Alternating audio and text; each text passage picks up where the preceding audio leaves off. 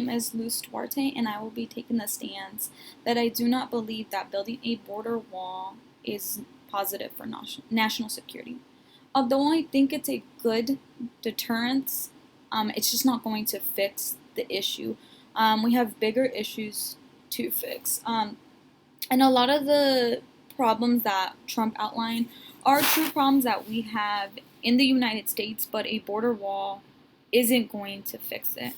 One of the things that he outlines is that he believes that Mexico is not Mexico, but terrorists are entering the U.S. through our open borders via Mexico U.S. southern border.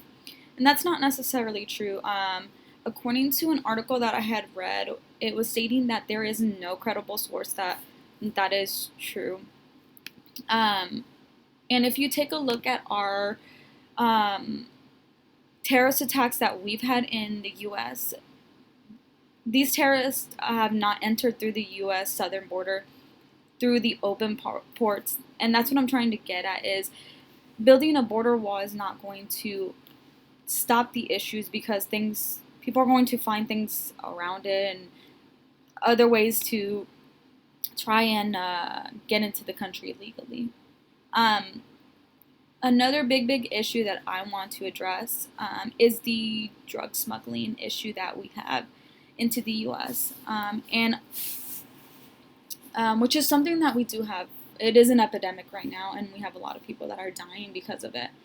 But 2 years ago, Joaquin El Chapo Guzman, who is the Sinaloa cartel kingpin, he was extradited into the United States and put on trial for everything he's done. And within that trial, it brought a lot of light to our national security and how we operate on the border, and a lot of, I guess, weaknesses that we had, and they were able to use those weaknesses to their advantage and smuggle drugs. And while during his trial, a lot of the cartel members went on the stand and they testified, and a lot of them talked about how the operations that they did and how they would smuggle drugs, and most of them would talk about how they would smuggle drugs through the ports that were managed by customs, officials, U.S. official members or agents, and they were just right on in. And a lot of the times what they'll do is they'll, contact people who are U.S. citizens, to smuggle these drugs. And these are legal people who are U.S. citizens. Like, for example, if they were to contact me, I could illegally pass these drugs through ports that are managed by U.S. officials. So they are doing it. It's like a laughing stock. They're doing it in the U.S. right there, and the only way that this is prevented and is caught is through the x-ray machines, and these x-ray machines don't always detect it because they find ways around it, and a lot of times they'll use these cargo trucks, they'll use trucks, and they'll hide it in compartments that you would just never know. And actually, a few of the cartel members testified on stand and stated that one guy had stated that they did this operation where they smuggled all these drugs in shipments that included cans of jalapeno peppers through boat.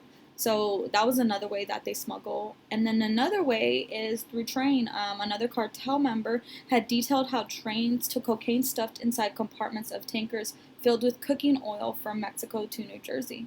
So Mexico to New Jersey, that's far out from the U.S. Mexican border.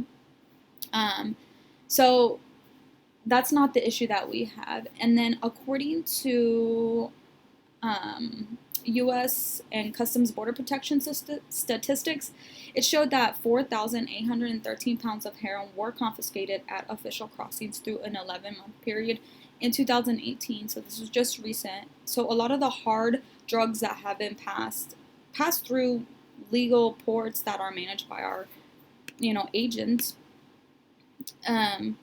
And then also they have found ways like tunnels. They found 230 tunnels running from Mexico into the U.S. which also contain lighting and ventilation, so it's easier for them to just pass through. And another thing I want to touch upon is the illegal immigration issue that we have. President Trump said that a lot of people cross through the border, through our open ports of the border illegally, and that's not necessarily true. According to records, about 700,000 travelers to the U.S. overstayed their visa in the fiscal year 2017. And in that same year, 300,000 apprehensions along the southern border happened, which is the lowest since 1971. So the issue that we have here is that people are actually coming to the U.S. legally. They're just overstaying their visas and not going back to the countries and then redoing the process. The process is so long. So maybe what actually not me, but the U.S. needs to do is fix the immigration process. They need to fix a lot of the issues on the border, so that we prevent these things from happening, because people are going to find ways to go around it. And so I just don't think that spending billions of dollars on a wall will fix these issues. It is a deterrence, and it is a way to assist Border Patrol agents so that they can focus on other things, but it's not a deterrence. And so that's something that we need to look at. And a lot of these other countries, if you look at it, I live in Germany, and they have open borders. Granted, there is terrorist attacks, but it's a country that I essentially feel really safe in. So once you get to see at other countries and the way that their borders and their customs works, it's a lot different than the U.S. and it opens up your eyes to a lot of things, because I was for the border wall until I started doing a lot of research and just saw that, why are we spending all this money on a wall that's not going to necessarily help?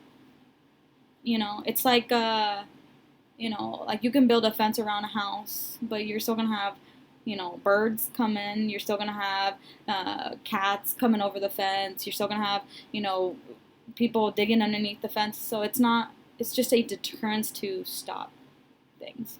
But yeah, thank you.